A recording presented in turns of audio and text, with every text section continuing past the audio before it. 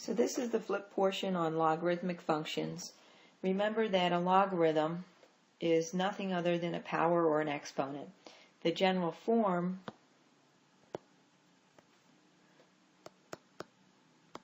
of a log function is y equals log base b of x. So remember that a log is a power or an exponent. Alright, so a log is an exponent. So you're asking yourself, what power does b need to be raised to get x? So that's your question. Let me write it in a different color. What power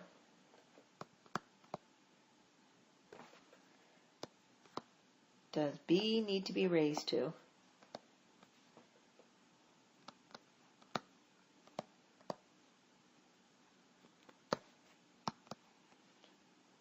get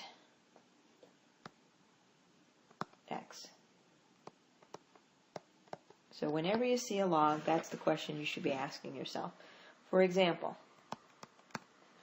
if you have log base 2 of 8, you should be asking yourself, what power does 2 need to be raised to get 8? Right? So that's your question. What power does 2 need to be raised to get 8? Excuse me. And hopefully you'll see that the answer to that is 3. So that's why I say that, you know, a log is essentially a power. It is a power. So any examples that you might want to do, that's the question you want to ask yourself. There's a couple of things I want to, before we sign off on this pre-lesson, that I want to go through with you. And that is that, remember that exponential functions and logarithms are inverses of one another. So exponentials and logarithms are inverses. They're inverse functions. So b to the x and log b to the x, log b of x, are inverses.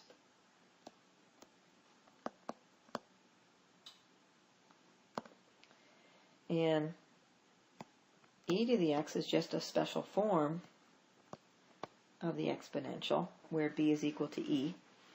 And likewise, the log of base b of x, if it was in base e, is just ln of x. I want you to remember that as b increases, you get closer to the x-axis.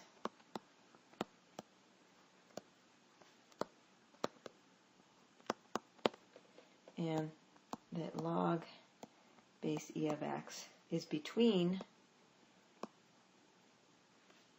because e is just a number, between log base 2 of x and log base 3 of x.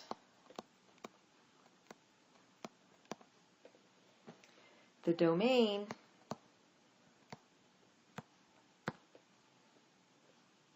is 0 to 8, or 0 to infinity, 0 to infinity, and the range of a logarithmic function is negative infinity to infinity. Remember that inverses, the domain and range switch. So for inverse functions, the domain and the range switch.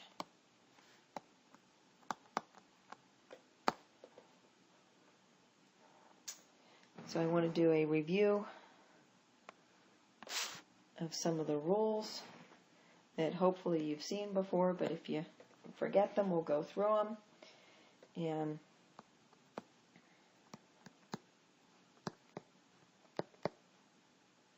we'll probably leave off there. I don't want this video to go much longer.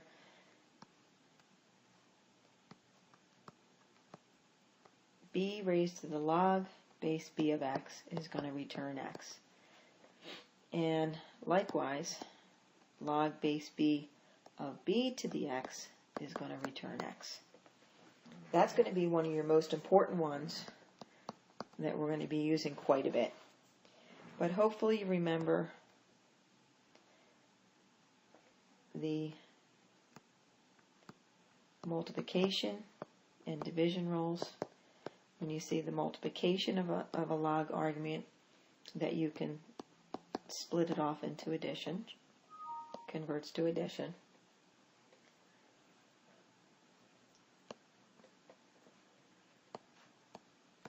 And log base b of x over y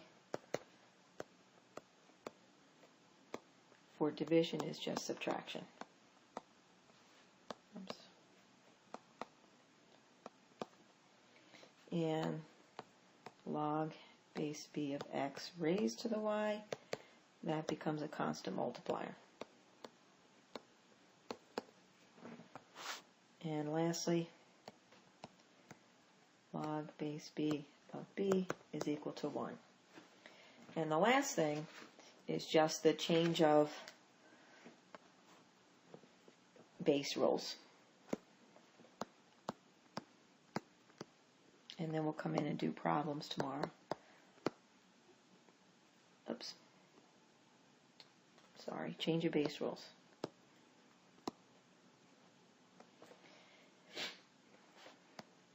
And that's just if you have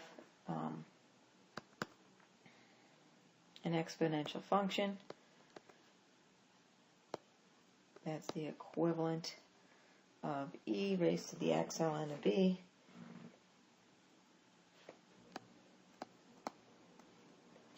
for all x, and likewise the log base b of x. If you go to put it in your calculator, the only base that you have on your calculator is base 10, so you've got to convert it, and you do that by taking ln of x divided by ln of b. And the last one is just in general log terms.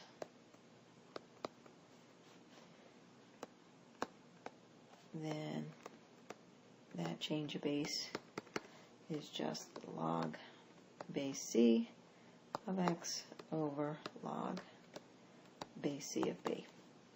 Okay, so that's it for the flip portion of logarithms, and we'll do problems tomorrow.